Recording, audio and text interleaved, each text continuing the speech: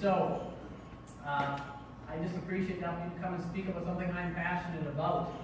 And hopefully you guys will get some of that so that you can implement these things to help you be as healthy as possible. So, Pastor White was kind enough to invite me and ask me what you want me to talk about this tomorrow. We're talking about healthy bodies and maybe something more nutrition. Well, this is great because there are certainly a lot of things that connect them. So, went through and we found a few passages from Scripture that we put up here, and you guys maybe had a chance to take a look at those after you've been sitting here today. And so I want to go through, we'll just read these here, a few of these with you guys. From Genesis 9:3, God's blessings of good health began in the garden. Every moving thing that lives shall be food for you. And as I gave you the green plants, I give you everything. So we're going to talk about maybe some green plants too. Right? So, the Lord guides us into healthy living, watering our lives like a garden. And I'm excited. I heard Dan be speaking about that in a few months, so that's exciting to hear. Cool. The Lord will guide you continually, watering your life when you are dry and keeping you healthy too. He is a great healer, right? You will be like a well-watered garden, like an ever-flowing spring, from Isaiah. And here's a great one that I think that we've probably heard before, at least bits and pieces of this one. And I know as a chiropractor, we certainly, there's a direct connection. I want to elaborate on this a little bit here. But honor your body as a temple of the Holy Spirit. Do you not know that your body is a temple of the Holy Spirit? Who is in you? Whom you have received from God. You are not your own. You were bought at a price. Therefore, honor God with your body. Now, what exactly is a temple?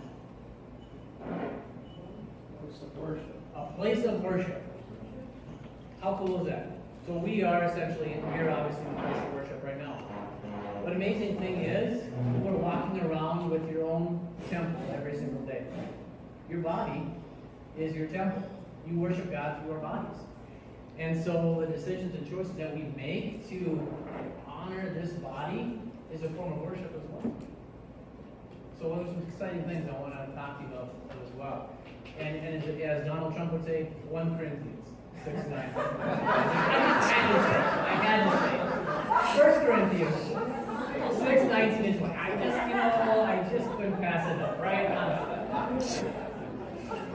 So, whether you eat or drink or whatever you do all to the glory of God.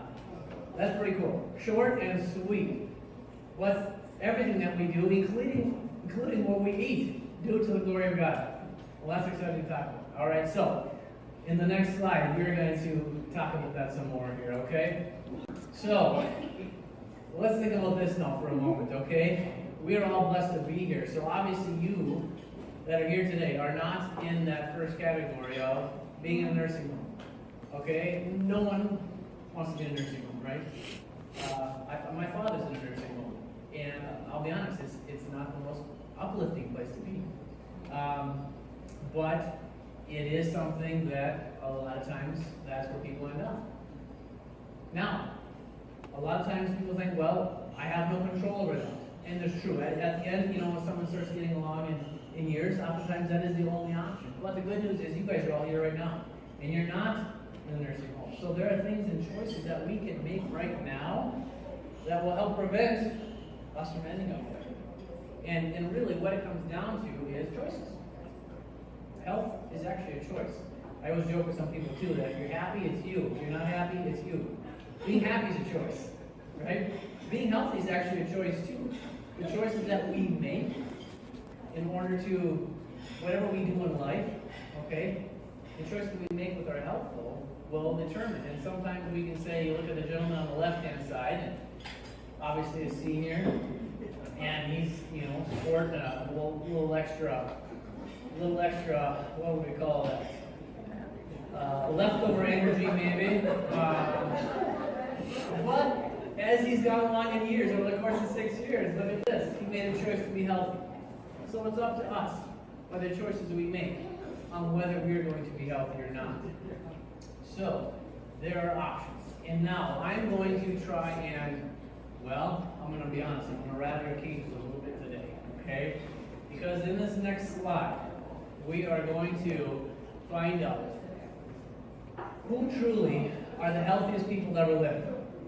Now, I'm going to really surprise you here and let you know that the healthiest people that ever live are not Wisconsinites. I know, okay? Hard to believe. And they're not actually Americans either, okay? Amazingly, the United States, according to what statistics you look at, we rank about 37 in overall health care across the world. But maybe what we're doing isn't exactly the best. So when we say, you know what, who are the healthiest people that ever lived? That would be a good thing to model our lives after that. We try and model our spiritual lives after Jesus. There was no one else who was a better role model for us to try and achieve. Well, in our health, we find out who were the healthiest people that ever lived. And these people, in the past, but actually there's still people, these pockets of people that still live throughout the world, South America, Africa, Australia, where they come referred to as native people that essentially have been actually untouched by modern agriculture, by modern anything. These people, they see an airplane and they don't even know what it is, right? But if we study these people, what we find out is these people do not suffer from any of the chronic diseases that we do. These people have no heart disease, cancer, diabetes, osteoporosis. They don't even have acne or depression because there's a few things they do differently. Some of the things they do certainly is how they exercise. They actually have a very strong community, which is amazing that you guys have that today, right now. That's part of the amazing part of being in a place of worship is have that community together, okay? And that is amazing healing and for our spirit as well as our heart. But these people ate a little differently as well, okay? So what did they do different? What do they do different than what we do right now and what we're told? So here it comes. In the next slide, I'm going to turn things over for you, all right? In the upper left-hand corner of this slide, you are going to see what I remember in grade school, junior high, the food pyramid, right?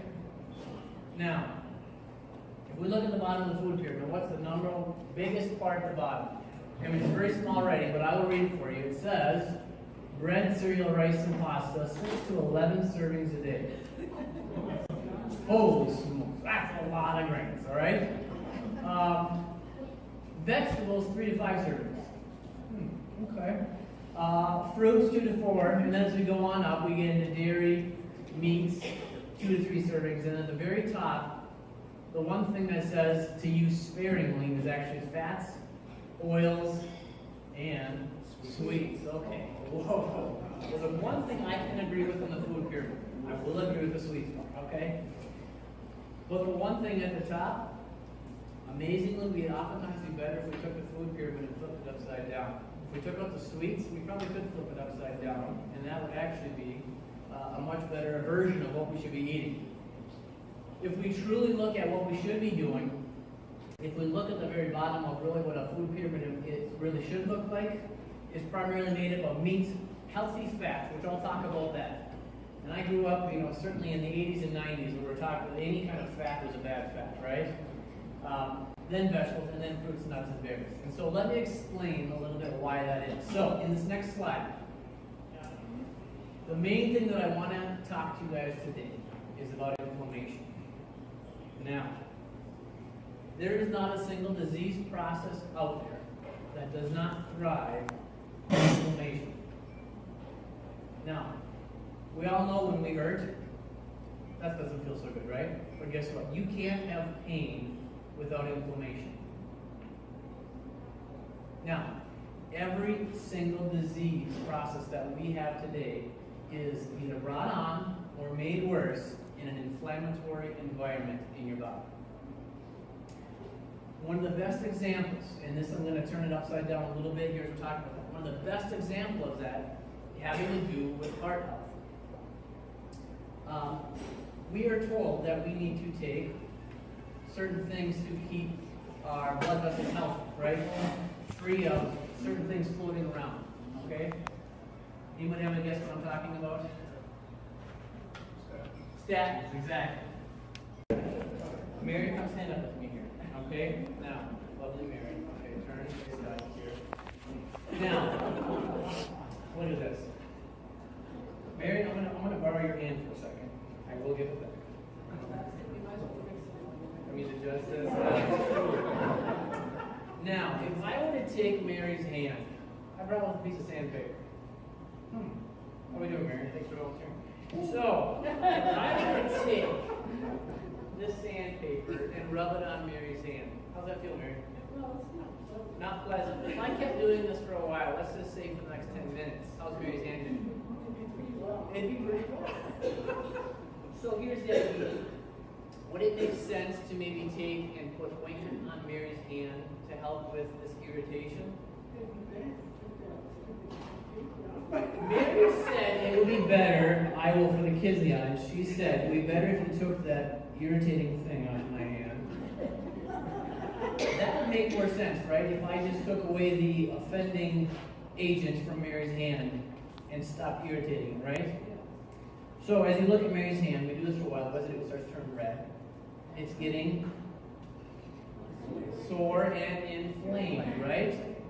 Oh, we could put an ointment on there, and it might feel better for a little bit. But what if I went back to Linda rubbing her hand all over again? That wouldn't make much sense, right? But that ointment was really good, and that ointment was meant to decrease inflammation on the skin. So we just go back and start rubbing it over and over and over again. Now, we're all smart people here. I think we can all agree, what would be the best thing to do for Mary? Stop rubbing her hand with the sandpaper, okay? That would make the most sense. But here's the thing. Thank you for volunteering. Oh, I thought you were not going to Yeah, I know. Guess what? The exact same thing happens in your arteries when we are eating things that create inflammation. Coronary artery disease, okay? That's one of the main causes of heart attack, okay? Coronary artery disease is because our bodies, these arteries are full of this terrible plaque, okay? Well, what that plaque actually is yes, it is made up of cholesterol, which is where cholesterol has gotten a bad rap. But what is cholesterol really made for? Most people have no idea. Cholesterol, one of the main things it's made for is actually for healing wounds. Interesting. So, if your arteries are commonly getting irritated day in and day out because we're putting inflammation in our body, what happens? Our body says, well, that's not good. That artery is basically getting rubbed raw, kind of like a sandpaper on that. And so what happens is your body's response to trying to heal that area that's inflamed, it's very smart. God made our body, it's extremely intelligent. It's healing that area by putting some cholesterol on top of that to try and heal that wound, essentially, in your arteries. Well, it's supposed to be something there for just a short period of time, but if we keep on doing things to inflame our arteries day in and day out, year after year, eventually, yes, that cholesterol will build up, until eventually that cholesterol will clog your artery and boom, we have a heart attack. Primarily because you've had chronic inflammation in your body. So, cancer thrives in inflammation. Arthritis thrives in inflammation. One of the biggest threats to our overall health care in our country in the next 25 years has everything to do with diseases of the brain. Alzheimer's, Parkinson's, dementia. The research shows in the next 25 years, just the treatment of just brain disorders will actually surpass what we currently spend right now on our overall health care. Just treating brain disorders. Wow. What is the single biggest driver of these brain disorders? Chronic inflammation in your brain. Wow. So, you think maybe we should do some things to try and decrease inflammation? That would be a great idea. On top of you probably not hurting, it will help protect your heart. It will help protect your brain, which I think that's one of the probably worst things that we can imagine. We all know loved ones that have essentially passed away with that, not knowing who their loved ones were, right? What a terrible way. My grandmother died of Alzheimer's. I know firsthand what that was like. So what can we do to prevent inflammation? First off, let's find out what causes inflammation. What are we putting in our bodies that's actually causing inflammation to be created? In the next slide, let's look at that. One of the single biggest things that we can do to decrease or increase inflammation has to do with the fats we put into our body. Now, here's the thing, not all fat is bad. That's great. We all know fat, in reality, is pretty darn delicious, right? I like fat, right? There's something that's got a lot of fat in it, it probably is going to taste good, right? So, the fact is though, not all fats are bad. Good fats are actually anti-inflammatory. They are actually healing. They are lubricating your joints and they are preventing inflammation in your brain. As well as, the amazing thing is, your brain is actually between 60 to 70% fat. Whoa, look to your friend, your loved one next to him, look at them and tell them, you're a fathead. It's okay. It's a true statement. It's not being mean. You actually are a fathead. So there you go. Okay. So you can even use the term of endearment, maybe, you know. Well, we are all a bunch of fatheads. At least we should be. Because if you have adequate amounts of fat, your brain is being protected. Well, where's this fat coming from? Well, one of the best sources of fat for your brain actually comes probably about 5th down the list there. Fish is a great source of something called omega-3s. Omega-3s are healthy fatty acids. They're essential. And in fact, the most essential nutrient that you probably could take is actually an omega-3 fatty acid, because your brain, your nervous system, and literally every single cell of your body is surrounded by fat. So if you're deficient in good fats, your cells in your body can't be healthy. Your brain can't be healthy. Unfortunately, most fish is not safe to eat anymore. Too bad. Most of our lakes around here are polluted. No matter what, if you were to eat any fish on a consistent basis, you're probably going to be getting things like mercury and lead and a whole bunch of really not great things. In reality, probably the only healthy fish that you could eat on a consistent basis would be wild-caught Alaskan salmon. I emphasize wild, because even stuff will say it's Alaskan salmon, it can still be raised in a farm and basically fed dog food, essentially. So that's one of the main things that you actually could add to your diet, is a supplement with an omega-3 fish oil supplement that will give your brain the building blocks. It will decrease inflammation, and over 2,000 research studies have been done that show every single disease process out there is helped when you have adequate amounts of these good fats in your body. So if you went home today and you were going to take one thing, that would be the one thing to take. No matter how good you eat, you'll be deficient in that. And then we have other great sources of these healthy fats. Olive oil, best not to be cooked with, best to use in a cold form, dressings. Coconut oil, great way. A lot of people say, well, it's high in saturated fat. Don't worry about that one bit, okay? It's something that your body, it's one of the best sources of energy because it's digested quicker, different from other fats. It's called the medium chain fatty acid. It's easy to absorb. It's a great energy source. And then we look at nuts and seeds and grass-fed organic meats, as well as avocados and raw dairy if you can handle dairy, okay? And we'll talk about some of those things, but I grew up on a farm, and so there's a couple things that I'll address as we go that have to relate to some of these things as far as the meats and even the dairy as well.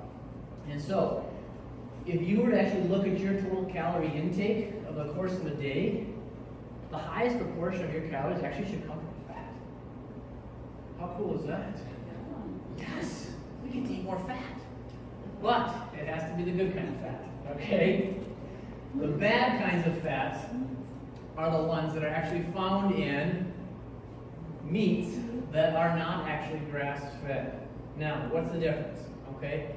I grew up on a beef farm, okay, northern Wisconsin. I grew up hunting deer, and those are, if you look at some of the healthiest forms of meat, are those types, because when an animal is raised on grass and allowed to forage on its own, they actually have an appreciable amount of these omega-3s, just kind of like the fish do.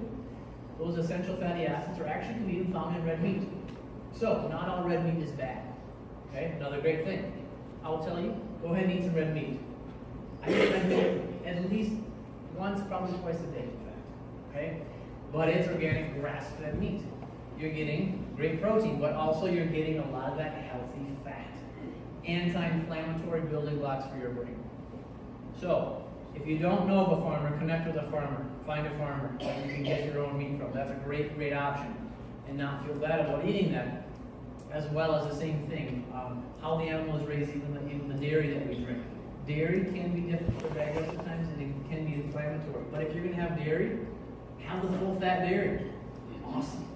That skim milk is actually has a lot of sugar and no fat. Good news. Get the full fat stuff. You're better off drinking whole milk, because the fat is, once again, good for you. How about that? Here's the other cool thing about that. Fat does not affect your blood sugar. Fat makes you just feel full for an extended period of time, which we all like to feel full, right? We don't want to be hungry and craving something down the road. But it has no effect on your blood sugar.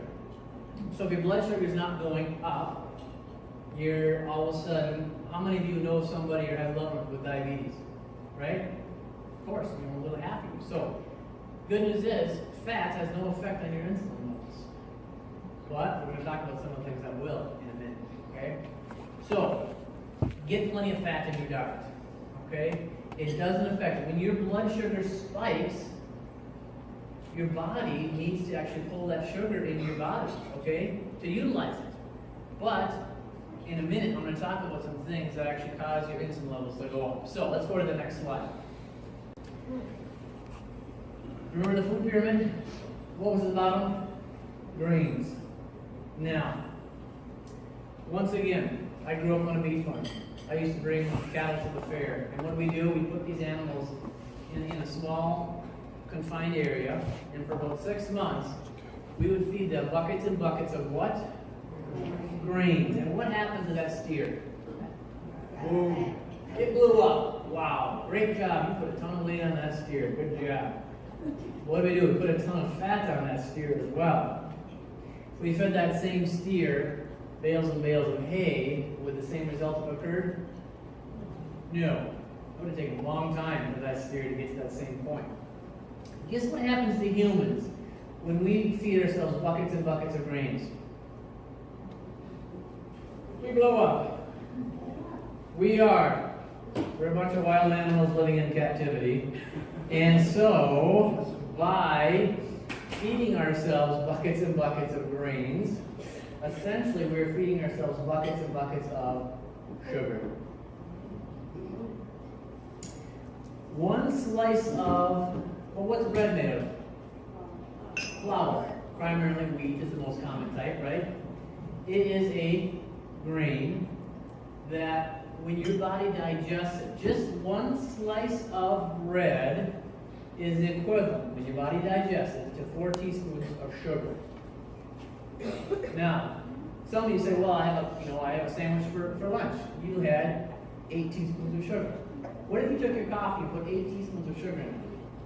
Oh, I'll be tough to even drink that, right? That'd be pretty sweet. But the fact of the matter is, by eating these grains, what we're doing is that consuming an extraordinary amount of sugar. Doesn't matter if it tastes sweet or not, it's still being digested into sugar.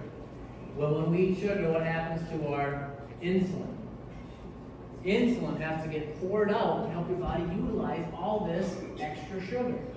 And if we have too much that our body can't utilize, where does that extra sugar go? Your body stores it for later when you might need it down the road, because our bodies are supposed to be out pursuing wild animals, living out in the jungle, right? It might be a day or two before you eat again. That would be a good time. Well, we don't have to worry about when our next meal is coming, luckily for us here in America. But the same thing still happens. Insulin is one of the most detrimental hormones. It's a hormone, actually, that's being released from your body. Because here's what insulin does. It's really great at doing what it's supposed to, utilizing sugar. But insulin is actually something called a mitogenic hormone. And what it does, it actually causes your cells to divide more rapidly. Well, what happens if our cells divide more rapidly? It's also called something else. Aging. We basically have a certain amount of cell divisions that we have in the course of our lives. You look at some people. Some people, you might see someone that's 30. They might look like they're 50. If you've got someone who's 50, that might look like they're 30. What's the difference? age might be one thing, but also what they've been doing to their bodies and how many cell divisions you can actually go through. And so what happens is when we eat a lot of things high in sugar, your body has to release insulin. It has to then cause your body to actually age at a faster rate. So you're getting older. Who wants to get older faster? I don't think so. No way. You're like, I'm not getting there fast enough. Can we slow it down? Yes, you actually could. By doing things to decrease the amount of insulin being secreted in your body. How do we do that? Decrease the amount of sugar. No matter what the American Heart Association tells us, which just got a pamphlet here, just came from the American Heart Association, okay? Straight from them. Ooh, and what do they say? Let's see here. Let's get to the meat of this right here. Right here, still, recently, Susan Joy, you got this in the mail, just the last day or two. And suggested servings following the diet guidelines here, at least half of your daily serving should be whole grains. I hate to tell you this, but it doesn't matter. Wonder Bread is really no different than 12 grain bread. It's still full of sugar. The same response. What you should be having, 6 servings per day, and a 2,000 calorie diet, 6 to 8 servings a day of grains, right from the American Heart Association. And they also talk about here as well, selecting fat-free and low-fat dairy products. Still something from the 80s and 90s that unfortunately they haven't quite caught up to speed on normal body physiology and how our bodies are affected by it. So, the fact of the matter is, we don't want to age any faster than we are. Now, on top of that, guess what? Sugar is one of the biggest drivers of inflammation in your body. Sugar is acidic. And when you have extra acid in your body, cancer loves it. Heart disease loves it. Arthritis thrives with an acidic, inflammatory environment, and it's all the same thing. Grains are one of the main things that are decreasing inflammation in your body. If your joints hurt, try decreasing inflammation, right? Well, guess what? Grains would be one of the best things to start eliminating from your diet and start reducing them. Now, along the bottom of there, we also have things that are going to be very high in inflammation because processed vegetable oils are actually another big driver of inflammation in their refined states. And so what do we have? Margarine, remember back in the day? I remember, oh no, we got the big bucket of country crock. Well, it's margarine, so it's not butter. It's good for you, right? Because it was no fat. Made in the lab, not the way God intended it at all. Processed to the point now we find out one of the biggest drivers of heart disease, these trans fats, chemically altered, not natural, processed fats. And we can look on down the list, and I don't want to, take all of your joy of life, but we can find other joy in life from the foods that we're eating, right? and as we look on some of those, you might say, well, I might actually eat a few of those in the day. And then you might start to draw that connection on, you know what, I actually kind of hurt a lot though too. Or maybe I'm suffering from some of these chronic diseases. Maybe I'm carrying a few extra pounds around. These are some of the biggest drivers of that. And if we want to avoid these chronic diseases, these are some of the biggest things we want to decrease and allow our bodies to start to become back to an anti-inflammatory fighter. What are the biggest fighters of inflammation going to be? What do you guys think?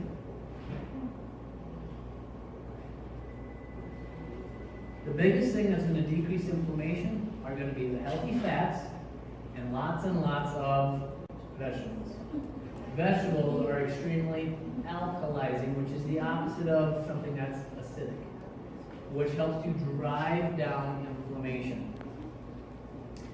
You should be chewing and eating enough that your jaw gets sore, because guess what? It takes a lot of work to chew those vegetables, right? If we were to take this, I love these centerpieces, but amazing. It would take a while to eat these carrots, these celery here. You've got very little calorie intake. You got a ton of fiber, which is amazing. Helps keep you full. We all know that's good for digestion. It's good to feed those good things in our gut, or those actually good bacteria that we should have there. This feeds them. Okay. You could really easily eat a loaf of bread, and it would probably take the same amount of effort and about the same amount of time. Sometimes eat those things, right? So go for something that's going to take a while to eat. going to digest slowly, and you're going to give you a maximum amount of nutrients. Grains have very, very little nutritional value. An amazing thing, and I see is, a lot of you here today who have maybe been told that we need to take a calcium supplement to keep our bones healthy. Okay? American Heart Association, actually, this is the one thing I will agree with. They recently came out and showed that even taking a calcium supplement was actually damaging to your heart. In very, very extreme cases, those bedridden and nursing home are the only people who truly benefit from taking a calcium supplement. What causes your bones to be healthy? Exercise is the number one reason that people have healthy bones. Weight-bearing exercise. Not chair-bearing exercise, but weight-bearing exercise. Many people, when they felt the urge to exercise, they sit or lie down until that urge passes. Right? So when you're getting that urge, next day like yesterday today, get out and move. That is one of the best things that's going to keep your bones healthy. Amazingly, grains are high in something called phytic acid. Well, we already heard the word acid. It's probably not good for us. Phytic acid slows the absorption of calcium. And the populations in the world that have the highest consumption of grains have the highest incidence of osteoporosis, osteomalacia, that's basically weakening of the bones. So, if you want to have strong bones, move more, eat more vegetables, and avoid the grains and the sugar. Decrease inflammation. Walk more. Walk more. Lift more. Your body can be what you lift. Okay? That is really all it takes. But those are things. Yes? How about gluten-free? Gluten-free. That is a great question. I love that question. There is a lot of really great things about eating gluten-free. But there can also be bad things about it too. Okay? Let me explain.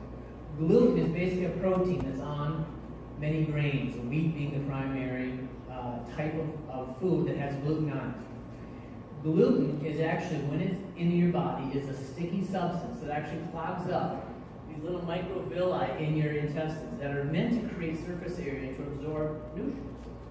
But gluten is a sticky substance that will go in and actually kind of lay on top of those little microvilli in your intestines and actually clog your intestines, preventing your absorption, driving up inflammation once again.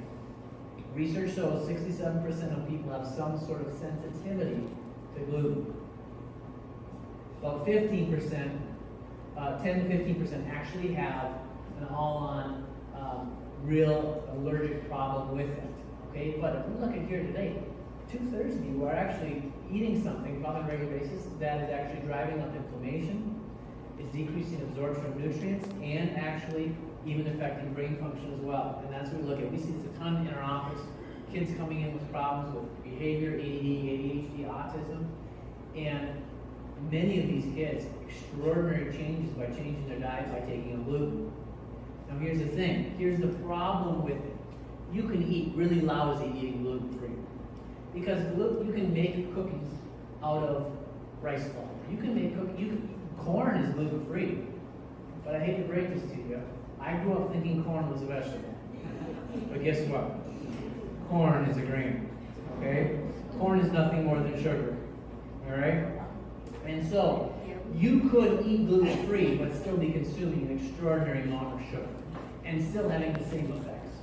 And so that's why don't just think because it's gluten-free it's magically I can eat as much as I want, because you can eat a whole package of gluten-free Oreos and not be getting any gluten, but just consume like 12,000, teaspoons of sugar. So, that's a great question. Thank you so much. So, the easy way to think about this, if we're going to just boil our nutrition down to something that's really simple, if you look at your food on your plate, about 1/3 of it should be some sort of protein source, and probably 2/3 should be some sort of vegetables. That'd be really easy. You don't have to think about it. For the most part, you can eat as much of that as you want, and you're not going to gain weight. It's going to have virtually hardly any effect on your blood sugar. You're not doing anything really increasing inflammation, provided that meat that you're eating is actually from a good source. Okay, it's not a grain-fed, which is is full of those unhealthy, what we call omega-6s, different kind of fatty acid that's inflammatory. Maybe it's eggs. I heard some people, I won't name any names, they said their favorite breakfast is oatmeal. I'm not going to rain on anybody's parade, right? I grew up eating oatmeal too.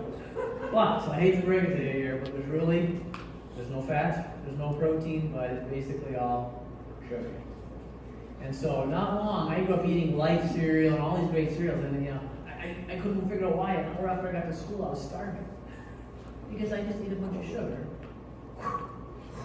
Burned it like a flash in the pan, it was gone, and then I had nothing to go off of. I wish I'd have grown up eating more eggs, okay? And that would have been a great thing. So add that into your diet as well. Don't be afraid of eating some fat. All right? Great sources of that. So the moral of the story is, we need to avoid sugar. So the next slide is, I think we're almost to the end. There's some myths, we talked about that. I think we already addressed some of those things as well. Fat is not bad for you. It does not cause heart disease. The biggest cause of heart disease is inflammation in your diet. Okay? And the next slide, don't feel guilty about where you're at.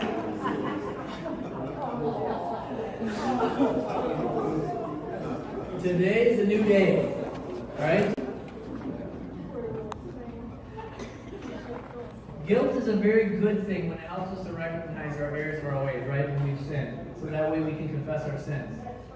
But guilt can also be a very negative thing. If you harbor that guilt in your body for a long period of time, it's a negative emotion. So start fresh. Don't feel guilty about the choices you made with your health. Today's a new day. Start fresh. Start making new choices, moving forward. Start adding in something positive, and eventually some of those good or bad habits will start to just kind of trickle out the backside, and you'll keep on increasing those good habits that you are going to be enjoying throughout your day. Using your body as a temple to worship the Lord, so that way we can then use our bodies to minister to other people.